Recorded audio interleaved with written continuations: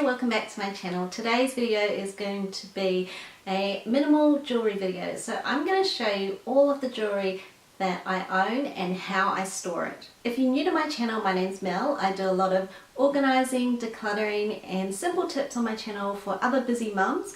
So if that is the kind of content you're interested in, I'd love to have you click on the red subscribe button below and join my YouTube family. Okay, so let me show you what jewelry I've got. And it's all kept, apart from two bigger pieces, all in here. So you can get these pill boxes from the chemist, or there's a lot of like variety shops, like discount stores that will sell like odds and ends and household goods and things like that, and you can buy this sort of thing here. So this is obviously a month's worth of someone's medication, but I don't use it for medication, I use it to store my jewelry in. So in the top row I've got earrings.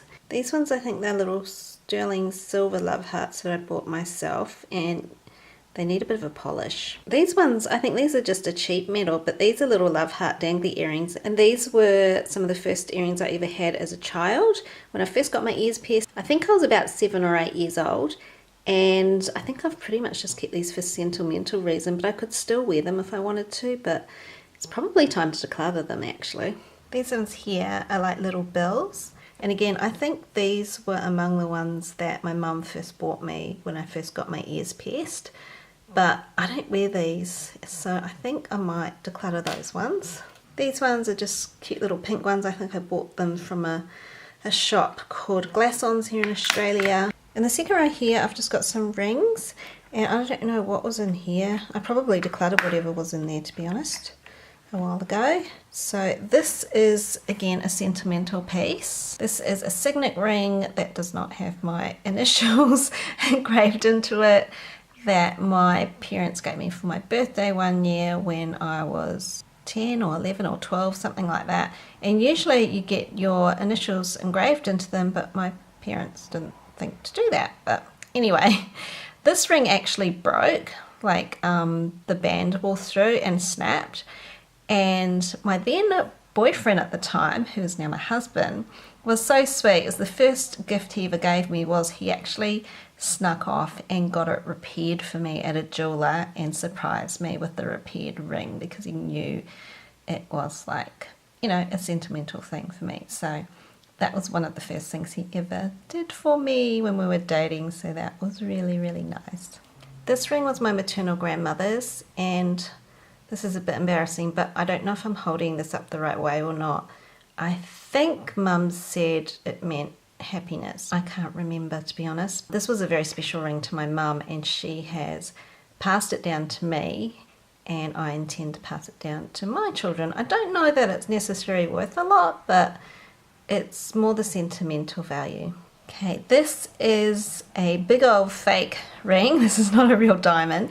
And this is way too big for my ring finger. This is just a cheapie that my husband bought from a shop, and one year when we were on holiday in Fiji, he didn't get a real one because he was scared of losing it, and he wanted me to choose what I had, but he picked this out, and this is what he used to propose to me on the beach in Fiji.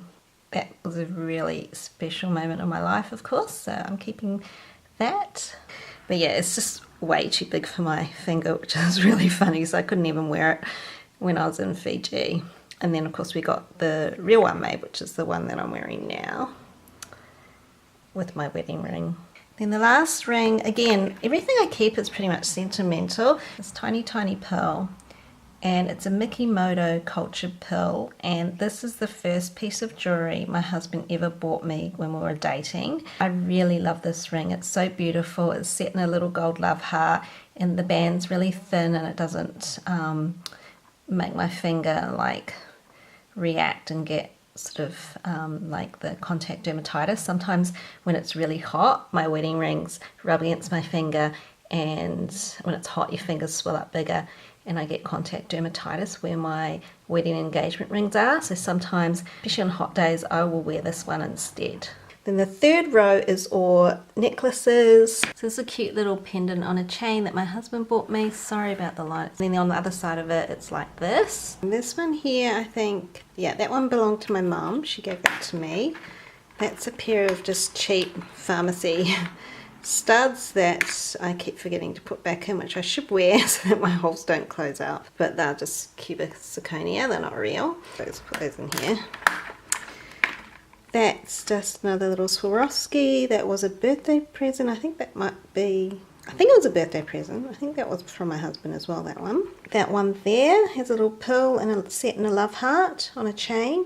And I think my sister got me that. Then I've got another little pearl there.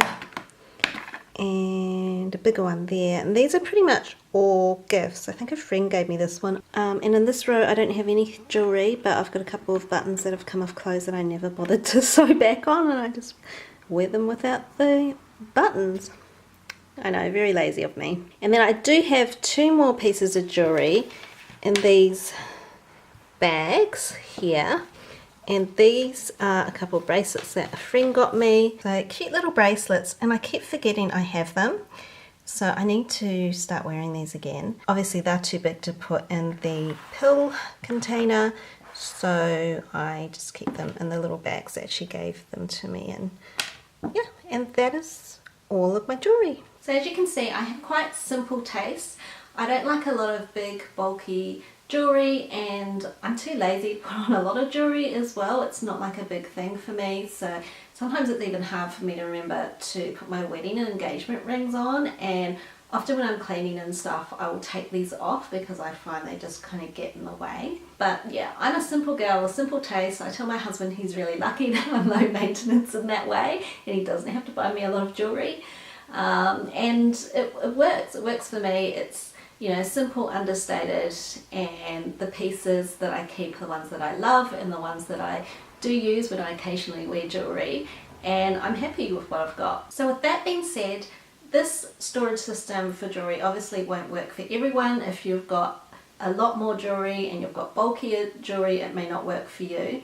But these boxes are definitely great for keeping in your earrings and chains with small pendants on them, so you could definitely use it as one part of your jewellery organisation system if you have those kinds of things. I hope you enjoyed this video, and I hope you found it useful, and I hope you found it interesting seeing what sort of jewellery I have and what I keep and how I store it. If you did like this video, please give it a big thumbs up, and of course subscribe by clicking on my face below if you haven't already, and I'll see you in my next video.